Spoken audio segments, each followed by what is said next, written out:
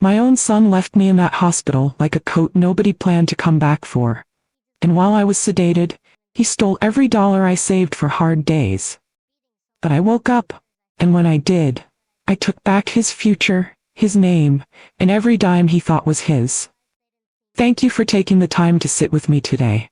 I don't take it lightly that you're here, listening to my story. I would truly like to know where you're watching from, whether you're sitting in your living room, riding the bus, or just lying awake at night, looking for something real to hold on to.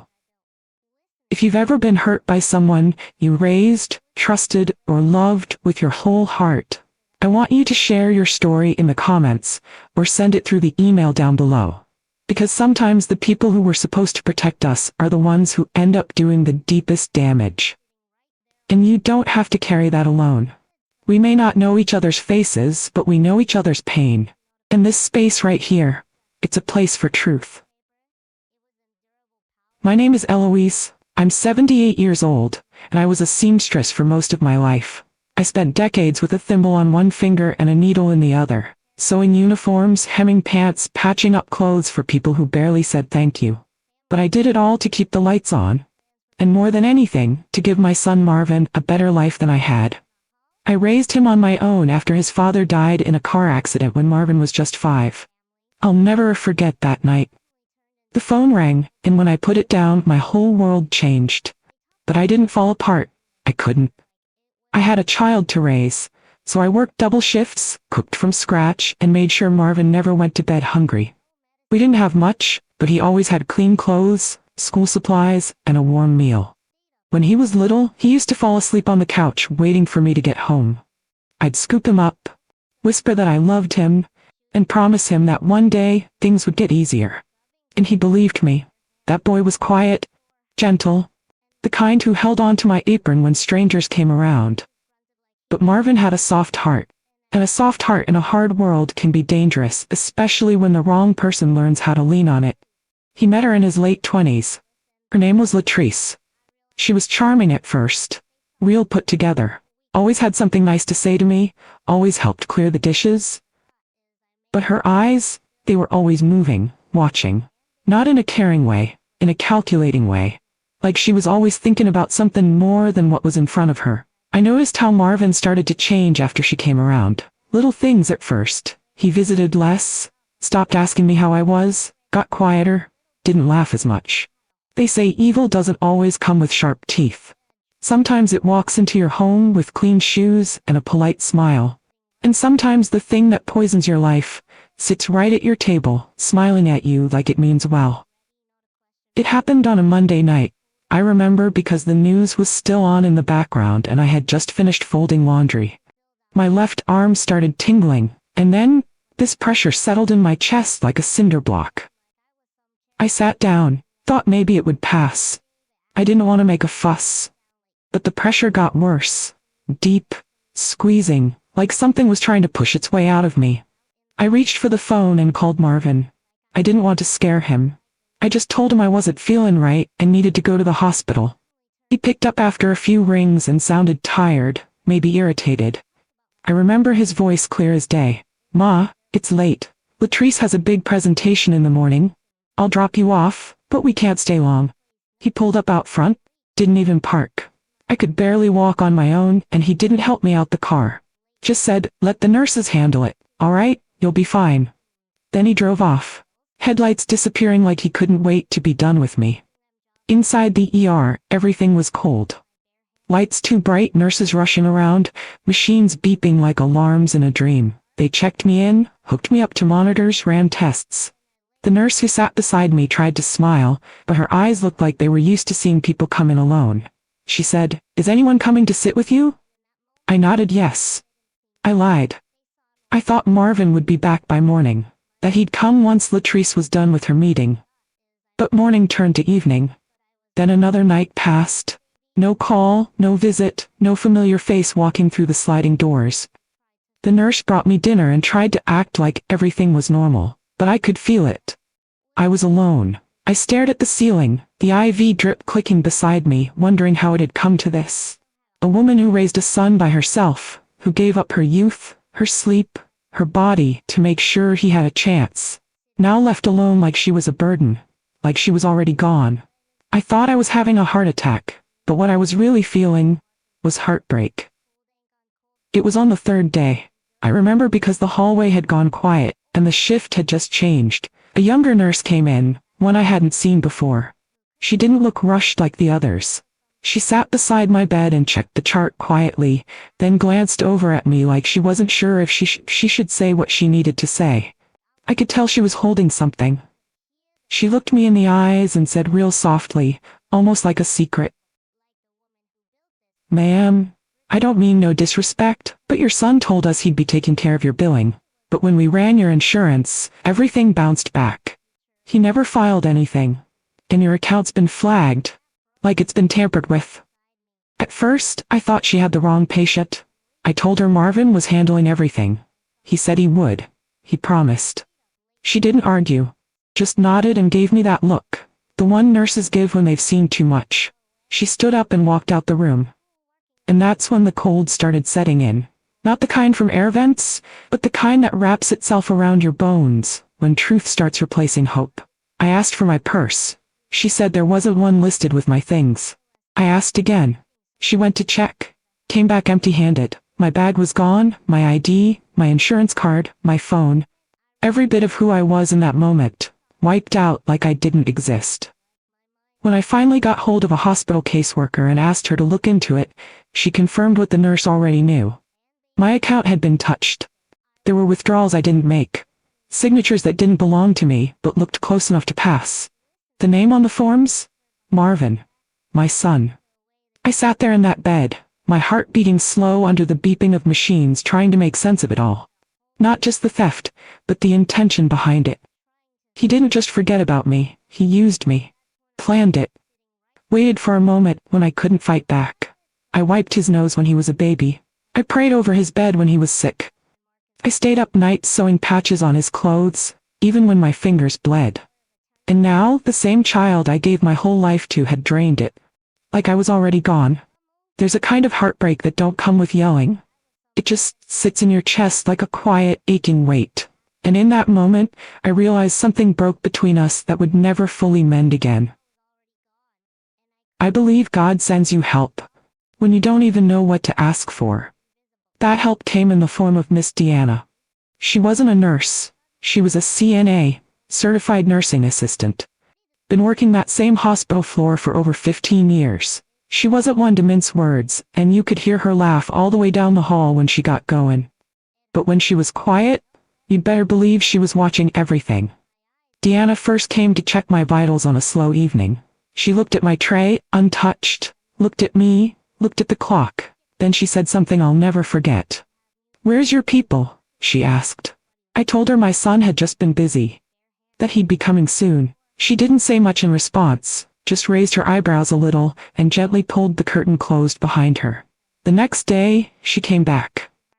Sat on the edge of the window ledge like she had something on her mind. She looked at me and said, "I don't mean to overstep, but you've been here 4 days now. I've seen folks get dropped off, picked up, even argued over. But you? You sitting here like you don't belong to nobody." I didn't know what to say. I didn't have the energy to argue or explain. But I think she already knew the truth before I could admit it to myself. She told me she was going to check into some things, not as a nurse, but as a woman who's seen too many elders get left behind. The day after that, Deanna came in with a paper folded in her pocket and a tone in her voice I hadn't heard before. She sat next to my bed and pulled the curtain closed. Whispered real low, "I looked into your billing file. Your name's been signed on stuff I know you didn't touch. And your insurance? Somebody's been playing games. I also checked your bank activity through a nurse I know on the admin side. Baby, your account got dust in it. Whoever cleaned it out did it fast and meant to leave you with nothing." I felt my body go cold. I didn't cry. I couldn't. Deanna reached over and held my hand. Not in that pitiful way. No, she held it like we were going to war together. "But listen," she said. "You're not crazy, and you're not alone. I've seen this happen before, and I ain't gonna let it slide. I'll help you get the paperwork. I'll stay late if I have to, but you need to fight this, you hear me?" From that moment on, she wasn't just the woman who brought my meds and checked my pulse. She became my protector. My eyes and ears when I didn't have the strength to see straight. She started keeping notes, dates, copies of forms, and when the time came, she didn't just help me stand, she stood beside me. She became the first person in weeks who made me feel like I still mattered. Like I still had a voice. Miss Deanna stood beside me the day I was discharged. She made sure the nurse handed me my full chart, copies of every billing form, and the patient incident report she secretly helped file. I walked out of that hospital with more than a bag of discharge papers. I walked out with a different heart. Not a healed one, but one that had shifted. Something in me had hardened, and it wasn't bitterness, it was clarity. That night, I couldn't sleep. I lay in the dark, staring at the ceiling fan spinning overhead. The apartment was too quiet. Not the peaceful kind of quiet. More like the hollow kind. The kind that reminds you who isn't calling, who isn't coming, and what they left behind when they walked out. I replayed everything. Marvin's voice telling me he'd be back. The nurse whispering about my insurance. Deanna's face when she showed me the bank statement. I lay there with my hands crossed on my chest like I was waiting for someone to bury me. But they didn't bury me. I was still breathing, and I realized I still had a choice. I could either stay silent or I could stand. By morning, I had my answer. I got up before the sun rose, dressed myself slow, and packed every document into a worn brown folder I kept in the back of my closet. The same folder I used to keep Marvin's report cards in. It felt strange holding it for something like this. But I did. I put on my shoes, grabbed my cane, and walked out the front door. I took the bus to a downtown legal aid center. No appointment. No lawyer waiting for me. Just a receptionist who looked up from her computer when I walked in. I told her I needed to speak to someone, anyone, who could help me fix what my own son broke. She gave me a clipboard and asked me to wait. So I did, for almost an hour. And then, a young woman in a navy blue suit called my name. Her name was Amanda. She couldn't have been older than Marvin. But when she looked me in the eye, I could tell she saw me. Not as a poor old woman, not as a charity case, but as a mother with a fight still left in her. She walked me into a small conference room and offered me water. I waved it off and opened my folder. My hands were trembling. I could barely keep the papers from sliding across the table. But my voice was steady. I looked her dead in the face and said, "Ma'am, I don't have a lot left, but I need someone to help me rewrite my story. My son took everything, and I'm not letting him walk away like I never existed." Amanda flipped through the papers, her brows furrowed. She asked a few questions, then sat back, crossed her arms, and said, "This isn't just wrong, this is criminal. And I can help you. I promise you that." In that moment, I felt something rise in me I hadn't felt in a long time. Not revenge, not anger, just strength. I wasn't asking for a favor. I was taking my life back. One paper, one signature, one truth at a time. After Marvin left my porch with that envelope in his hand, the silence that followed was different. It wasn't the heavy kind that presses down on your chest. It was the kind that lets you breathe again. For the first time in a long while, I felt like I could sit in my own home without looking over my shoulder, without wondering who was using my name behind my back. That week, I changed everything. Every lock, every account, every emergency contact form. I went down to the courthouse with Amanda and signed the final papers. We moved the house into a trust, one Marvin couldn't touch or inherit. My power of attorney was updated, and his name was wiped from every single document. Bank, insurance, Medicare, will, everything. It felt like I was reclaiming my name one signature at a time. Each stroke of that pen was me taking myself back, not just from Marvin, but from the woman I had been, tired, quiet, and afraid to admit I was hurt. I wasn't her anymore. I was stronger. Still soft in the heart, but no longer open for abuse. I cleaned the house, rearranged the living room, put my favorite quilt back on the couch. The one Marvin said made the house look old. I played my gospel records loud, opened the windows, and let the spring air come in like a blessing. I even baked cornbread again. Not for anybody else. Just for me. Most days now, I sit on that porch with a cup of coffee and that old gospel tune by Mahalia Jackson humming from the kitchen window. The breeze hits just right. I listen to the birds, the wind through the trees, and the sound of peace returning to its rightful place. My life ain't fancy. I don't have much. But what I have now, it's mine. My name, my future. My home, my dignity. I'm not a victim. I'm not just someone's mama. I'm a woman who got back everything she was told she'd already lost. And when I rock in that old chair, the one his daddy built for me when we were still in love, I don't rock in sorrow. I rock in peace. The kind of peace you earn when you stop begging people to love you right and start loving yourself enough to walk away. It was almost 4 months before I saw him again. Marvin. No phone call. No warning. Just the sound of slow footsteps on my front walk and a shadow falling across my porch floor. I looked up from my crossword puzzle, and there he was. Standing there with his shoulders slumped and his eyes looking everywhere but at me. He was thinner, hair a little grown out, clothes wrinkled like he hadn't really been seeping or maybe didn't care much about looking put together anymore. And he was alone. No Latrice, no slick excuses, no forced charm this time. Just quiet and guilt. He stood there for a second, and when he finally spoke, his voice was low, rough. "I'm sorry, Ma, I didn't know what she was making." "Me do." I didn't answer right away. Just looked at him. Not with anger, not with softness either. Just still, like I was waiting to see if there was any truth left in his voice. He stepped closer but didn't come all the way up. Maybe he knew not to. "I didn't mean for it to go that far," he said. I just nodded once and said, "You made your choices. And I lived through 'em." Another pause. Then I added, "Child, I'm not mad at you. I'm just done protecting you." That silence that followed, it said everything. The years I spent covering for him, the times I said he was just going through something. The lies I told myself so I wouldn't feel the ache of being forgotten. All of it ended in that sentence. I wasn't carrying him no more. I stood up slow from my chair, walked back inside and brought out a plate. On it, one biscuit, still warm. I handed it to him like a mother would, but with boundaries. Not an invitation. Just a gesture. He took it in both hands like he didn't know the last time he'd eaten something made with care. He looked up at me. His lips were trembling.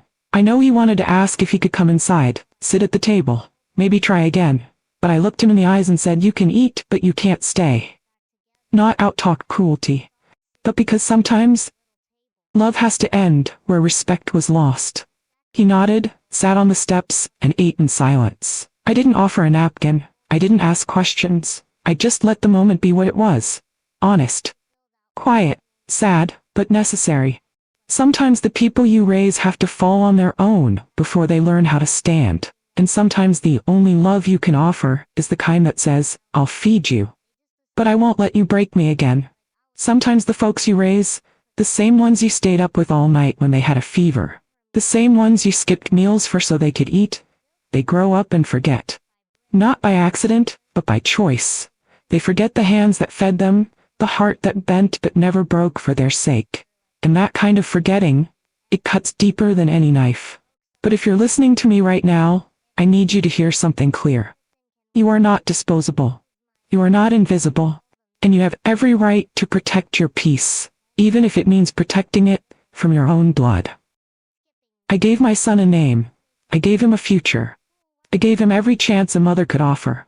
But when he turned his back on me in my weakest hour, when he left me alone in that hospital, took what wasn't his and never looked back, I didn't crumble. I turned my back too. Not out of hate, but out of survival. And sometimes that's what love looks like when you stop letting it be used as a weapon.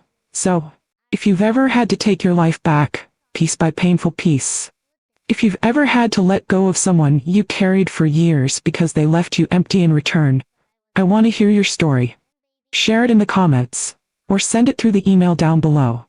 Not because I have the answers, but because you deserve to be heard, to be heard. We've been quiet long enough. Thank you for sitting with me today. Thank you for letting me tell this truth out loud. If this story touched something in you, I ask you to do 3 simple things. Like this video. Subscribe so you don't miss what's next. And pass it along to somebody, anybody, who might need to hear that just because you were broken don't mean you gotten. Stay that way. See you next time. More love from Granny.